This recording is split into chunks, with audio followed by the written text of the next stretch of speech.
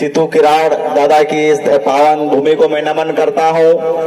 और साथियों, इस शानदार कार्यक्रम को आयोजन करने वाली टीम के लिए मैं चाहूंगा कि उनके आभार में आप एक बार जोरदार तालियां बजा दीजिए, क्योंकि साथियों आज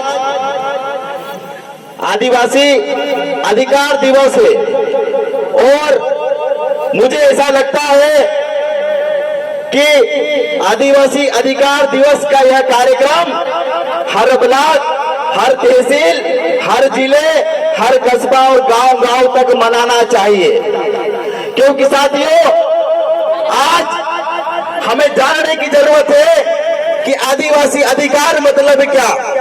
संविधान में हमें कौन से अधिकार दिए गए हैं? इससे संविधान से पहले, देश आजादी से पहले हमारे पूर्वजों ने, हमारे पुरखों ने कितनी लड़ाई लड़ी और ऐसे कौन कौन से अधिकार जिनको संरक्षण किया और उन अधिकारों को पाने के लिए अपने बलिदान दे दिया। ऐसे अधिकारों को आज हमें जानने की जरूरत है साथियों। हम देखते हैं कि जैसे विश्व आदिवासी दिवस होता है, उसमें और आदिवासी अधिकार दिवस में दोनों में क्या फर्क है? तो दोनों में हम देखने में यह आता है कि उसमें जल, जंगल, जमीन और सभ्यता बचाने का एक हमें मैसेज देना होता है, लेकिन यह जो कार्यक्रम होता है इसमें हमें अधिकार जानने की जरूरत होती है। साथियों, आज हम नारे तो लगाते हैं, जय जोहार का नारा है, भारत देश हमारा है, लेकिन वास्तविकता में जमीन स्तर पर देखने को ये मिलता है साथियों कि हमारे किसी भी आदिवासी भाई को पुलिस जब चाहे उठा ले जाती है, वो मन माफिक मारते कूदते उसको पूरा जान से मार देती है। ये हमारी असलियत में आज हमारे साथ में हो रहा है। आज कहने को तो हम कहते हैं इस देश का मूल मालिक है, इस देश का सबसे पहला आदिवासी है, लेकिन आज भी हम देखते हैं कि हमारा आदिवासी भाई एक फटी हुई धोती और सर पे एक फटी हुई पगड़ी पहने घूमता है साथियों। क्यों ऐसे दिन देखने को पड़े हैं? क्यों ऐसे हालतें खराब हुई है? ये जानने की जरूरत है साथियों। लेकिन ये हमें कहाँ जानने को मिलेगा, कहाँ सीखने के लिए मिलेगा? तो सबसे पहले हमें ऐसे कार्यक्रम, ऐसे आयोजनों से हमें जानने को मिलेगा, सीखने को मिलेगा।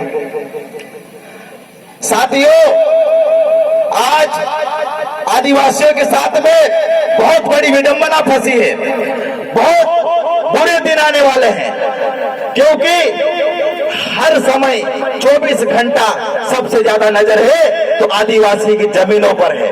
मैं अभी यहाँ पर आए थे, कुछ साथियों से बात कर रहे थे। साथियों, यहाँ पर सब जमीन डूब वाला क्षेत्र है, लेकिन उनके साथ में कितना बड़ा अन्याय हुआ है ये आज हमें ये सब जब क्षेत्र में हम घूमते हुए देखने को मिला साथियों।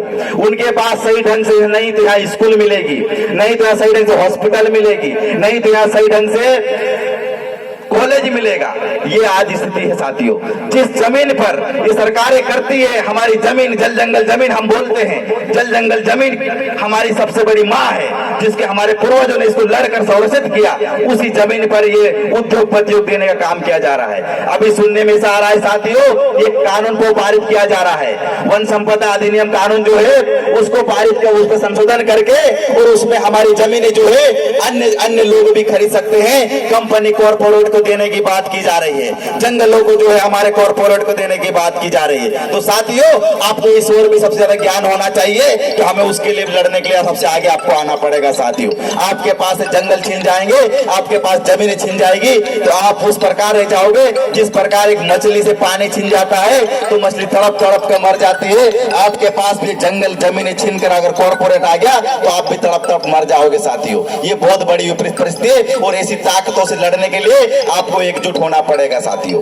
अगर कभी हम एकजुट नहीं हुए, अभी हम देख रहे हैं तरह तरह से हमारे बीच फूट पड़ी हुई। अभी यह इस कार्यक्रम मुझे कहना तो नहीं चाहिए, लेकिन कई सुनने में आया है कि इस कार्यक्रमों का भी विरोध किया जा रहा है। कुछ साथी अपने आप आपसी स्वार्थ के बात को मेन उसमें रखकर उस फूट डालने का काम कर रहे हैं साथियों। तो ये सबसे पहले हमें ये अपना स्वार्थ को भूलकर हमें आदिवासियत की बात करना पड़ेगा। और जहां आदिवासियत की बात आए, हमें आपसी मतभेद को भुलाकर हमें एकजुट हो जाना पड़ेगा, वरना उसी मछली की भांति तड़प तड़प कर मरने के लिए आने वाली पीढ़ी आपकी तैयार रहेगी और उसको मरना पड़ेगा साथियों। क्यों?